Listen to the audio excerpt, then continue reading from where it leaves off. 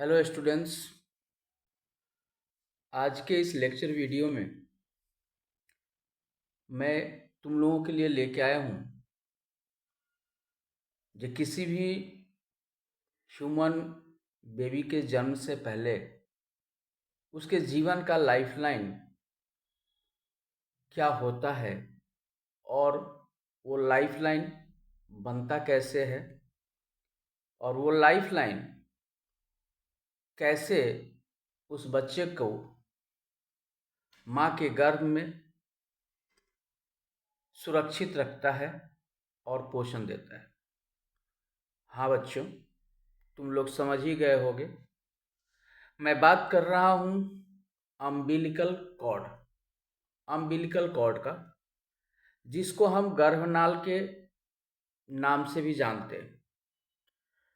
दरअसल गर्भनाल यानी कि अम्बिलिकल कॉर्ड का निर्माण गर्भावस्था के तीसरे सप्ताह से शुरू हो जाता है, यानी कि third week after the pregnancy the umbilical cord starts to form, और सातवें सप्ताह के अंत तक, the end of seventh week के एंड तक, यह अम्बिलिकल कॉर्ड पूर्ण रूप से मैच्योर होकर काम करने लगता है। तो जब तक मैच्योर नहीं होता है तब तक बच्चे का पोषण कहाँ से मिलता है?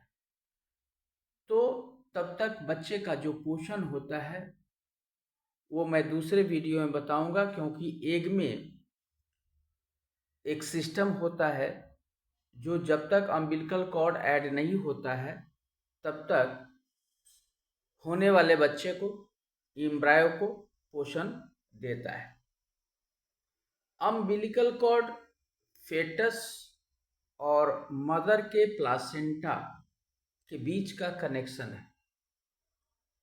अम्बिलिकल कॉर्ड फेटस और मदर के यूटेरस में पाए जाने वाले प्लासेंटा के बीच का कनेक्शन है, क्योंकि प्लासेंटा में बहुत सारे ब्लड वेसल्स होते हैं जिसके सहारे ऑक्सीजन और न्यूट्रिशन प्लासेंटा तक पहुंचता है, मदर के प्लासेंटा तक पहुंचता है। प्लासेंटा से उसी अम्बिलिकल कॉर्ड के सहारे मदर के बॉडी का जो ऑक्सीजन और न्यूट्रिशन होता है वह फेटस के बॉडी में पहुंचता है और फेटस का डेवलपमेंट होता है, फेटस को पोषण मिलता है। अब आते हैं अम्बिलिकल कॉर्ड का निर्माण होता कैसे। दरअसल अम्बिलिकल कॉर्ड बॉडी स्टाल्क और वाइटेलाइन डक्ट्स, बॉडी स्टाल्क और वाइटेलाइन डक्ट्स और साथ ही साथ अम्बिलिकल वेसल से बना होता है, और यहीं से स्टार्ट होता है। कहाँ से स्टार्ट होता है? Body stalk, vitelline ducts and umbilical vessels से स्टार्ट होता है। उसके बाद आफ्टर दैट यह वार्टन्स जेली, वार्टन्स जेली नामक जिलेटिन से घिर जाता है, यानी कि कवर्ड हो जाता है। किससे किससे कवर हो जाता है? वार्टन्स जेली नाम के एक जिलेटिन होता है, उससे यह घिर जाता है। और ये जो एक तरफ प्लासेंटा और एक तरफ अम्बिलिकल से जुड़ा होता है, नाभि से जुड़ा होता है जो ये कॉर्ड, तो ये जो होता है वेसिकल्स होता है, उसमें दो चीज होता है। एक होता है अम्बिलिकल आर्टरीज और दूसरा होता है अम्बिलिकल वेन्स। इस प्रकार से बॉडी से अम्बिलिकल कॉर्ड बॉडी उसके बॉडी में बनता है। अब कहोगे ये सब चीजें आई कहाँ से, ये सब चीजें आई कहाँ से? तो ये सब चीजें आई वहां से जहां से यह फर्टाइल हुआ है, यानी कि फीमेल बॉडी से जो ओवा आया है।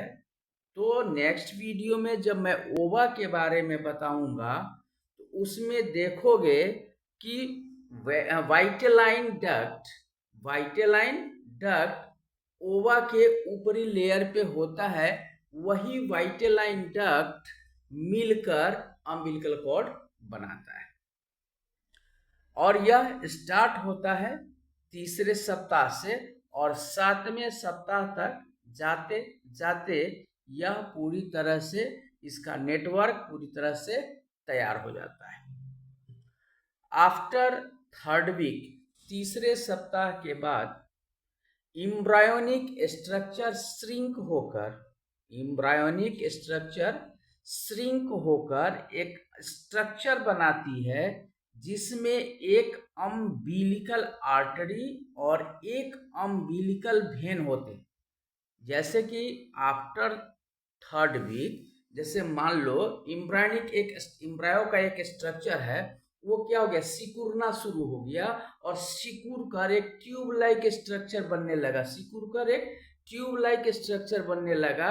और उस ट्यूब लाइक स्ट्रक्चर में एक अम्बिलिकल आर्टरी रहता है और एक अम्बिलिकल वेन होता है, और दोनों मिलकर ही वह अम्बिलिकल कॉर्ड बनाता है। कॉर्ड मतलब connection, connection between the placenta and foetus. और ये सभी स्ट्रक्चर जो होते हैं, ये सारे के सारे स्ट्रक्चर जो होते हैं, वह वार्ट्रॉन्स जेली नामक जिलेटिन जैसा, वार्ट्रॉन्स जेली जिलेटिन नामक जैसा एक मल्टी सेलुलर मैट्रिक्स होता है, मल्टी सेलुलर मैट्रिक्स होता है, जिससे यह कवर्ड होता है। और यह कवर्ड इसलिए होता है ताकि अम्बिलिकल कॉर्ड को प्रोटेक्शन मिल सके।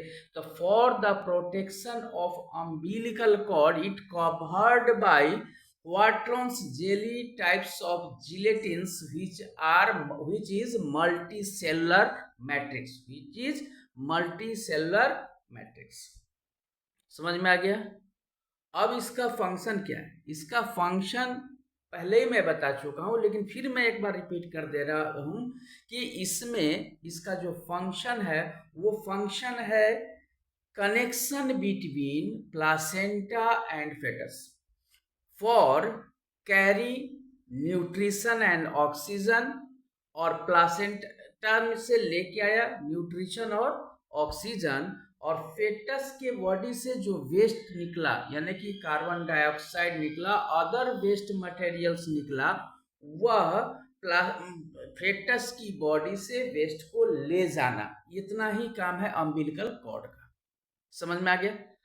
अब क्या है कि एक चीज हमेशा बच्चे पूछते रहते हैं कि सर जब फर्टिलाइजेशन होता है तो जाइगोट में सबसे पहले किस ऑर्गन का फॉर्मेशन होता है, सबसे पहला ऑर्गन कौन सा बनता है? तो जब फर्टाइल होता है और फर्टाइल एग जाइगोट बनके जब उसका माइटोसिस होना शुरू होता है, तो माइटोसिस होने के बाद, सेल का डिवीजन होने के बाद सबसे पहले अगर कुछ बनता है तो वह बनता है हार्ट। क्या बनता है? हार्ट बनता है, क्योंकि ब्लड का सप्लाई तो पूरे बॉडी को, हर ऑर्गन्स को चाहिए, तभी तो ऑर्गन को न्यूट्रिशन और ऑक्सीजन मिल पाएगा। और हार्ट नहीं रहेगा तो ब्लड का सर्कुलेशन नहीं हो पाएगा। तो सबसे पहले क्या बनता है? सबसे पहले बनता है हार्ट बनता है। और हार्ट कैसे बनता है?